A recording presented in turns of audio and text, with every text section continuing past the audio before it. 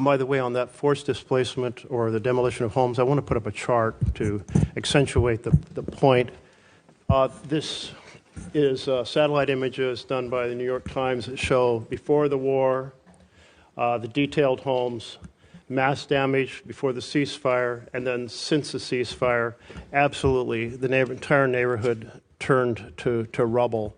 There's just basically nothing left that is habitable. So I wanted to just make the point that it's not some theory about the strategy. The strategy is being implemented and implemented very aggressively and effectively. The U.S. has a moral responsibility to fiercely convey to the Netanyahu government that using food as an instrument of war is unacceptable. It's a violation of international humanitarian law.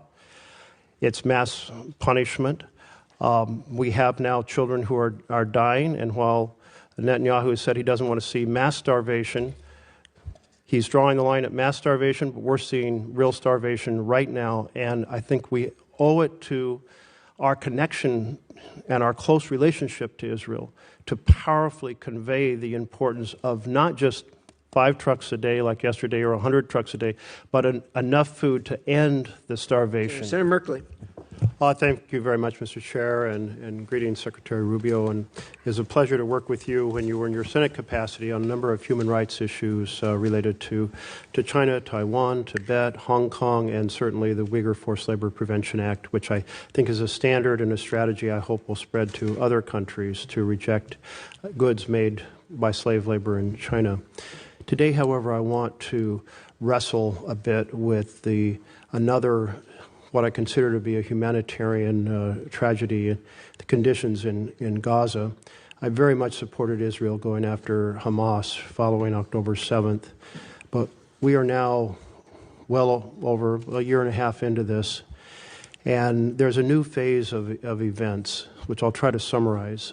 6 months ago, Finance Minister Smotrich said Israel should thin the population through voluntary migration. He also used the term encouraged migration. These terms are considered a euphemism for forced displacement.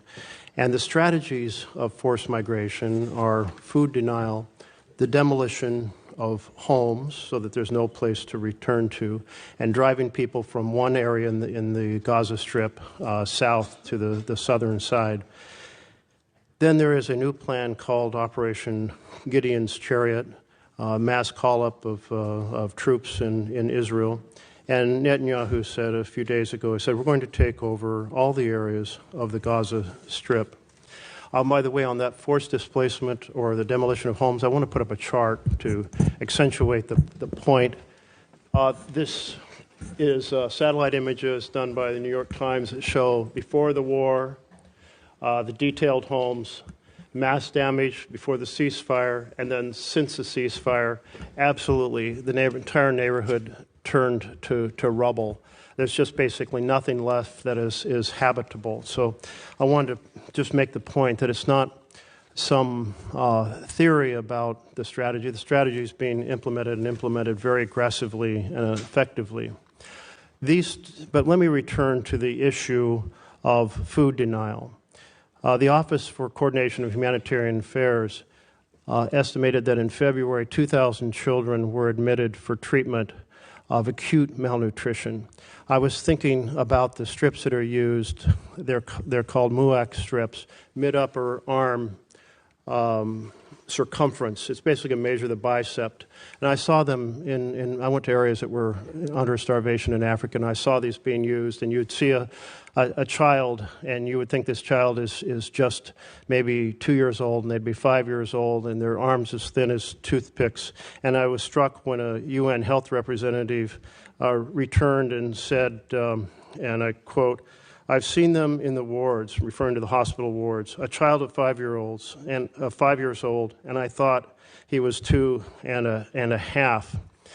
So Ulcha said 2,000 children, acute malnutrition. That's a nice way of saying we're starving. In March, there were 36 children admitted for acute malnutrition. The denial of food the blockade began March 2nd, so the numbers are undoubtedly up much higher in April and now into May. The World Health Organization reported a couple days ago that 57 children had died from the effects of malnutrition. That blockade shows signs of being changed. Netanyahu has made some public comments. He said, "We will not stand by."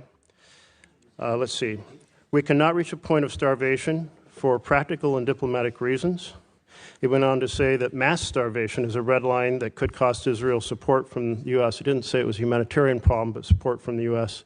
And yesterday, 5 trucks went in, and there's a plan to get up to 100 trucks. But 5 trucks is 1% of the amount needed for daily food supplements, and 100 trucks is still only 20% in an area that's already extremely hungry.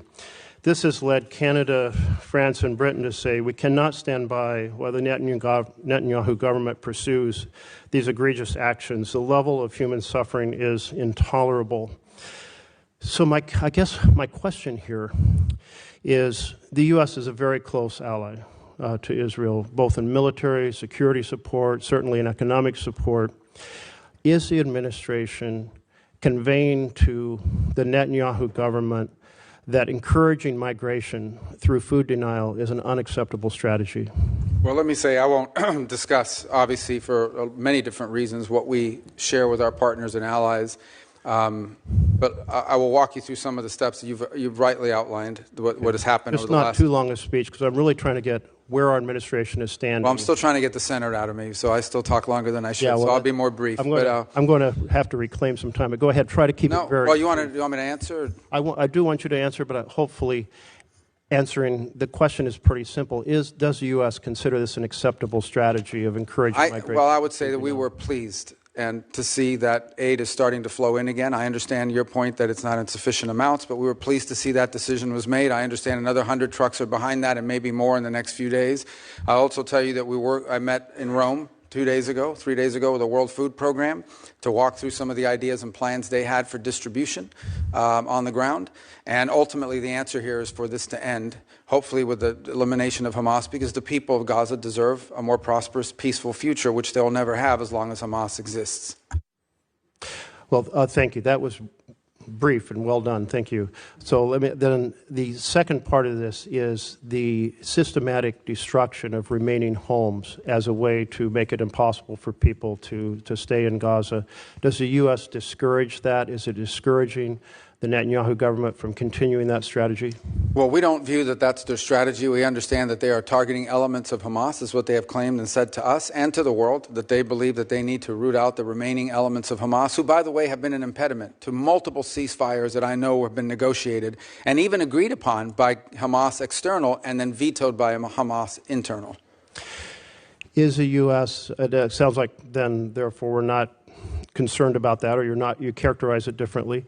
There has been reports of the administration working behind the scenes to develop a plan to help deport Gazans to Libya. Have you been involved in any discussions related to deporting people from Gaza, Palestinians in Gaza, to Libya? No, there's no deportation. What we have talked to some nations about is if someone voluntarily and willingly says, I want to go somewhere else for some period of time because I'm sick, because my children need to go to school or what have you, are there countries in the region willing to accept them for some period of time? But those would be voluntary decisions by individuals. Well, if they're voluntary decisions because there is no clean water, there is no food, and bombing is all around you, is that really a voluntary decision?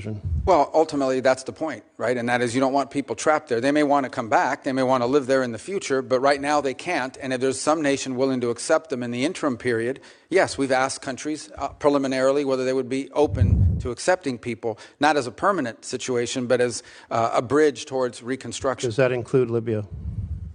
I'm not aware of Libya. Thank you. I will just summarize since my time is up. I think the U.S. has a moral responsibility to fiercely convey to the Netanyahu government that using food as an instrument of war is unacceptable. It's a violation of international humanitarian law. It's mass punishment. We have now children who are dying, and while Netanyahu has said he doesn't want to see mass starvation, he's drawing the line at mass starvation, but we're seeing real starvation right now, and I think we owe it to our connection and our close relationship to Israel to powerfully convey the importance of not just 5 trucks a day like yesterday or 100 trucks a day, but enough food to end the starvation. Is that a policy you can get behind? To ultimately rebuild and provide people a future in Gaza? To get behind enough trucks to end the starvation. Yeah, we've made that point. Look, I think ultimately, I don't think you would have seen the events of the last couple of days without our engagement, the engagement of others. Israel remains a strong ally. We're supportive. We understand why, for their security, Hamas cannot exist. We are also very happy to see that they have allowed aid to begin to flow, and we hope that that will continue. Concluding comment, Mr. Chairman, thank you for your tolerance. It's an important topic. Netanyahu did say he was responding to remarks and pressure from American politicians. I assume that's the administration saying that America cannot accept mass starvation. But I would encourage you to push not for 5 or 100 trucks, but enough food to end the fact that children are starving and adults are starving, innocents are starving. Our close relationship, we need to end it.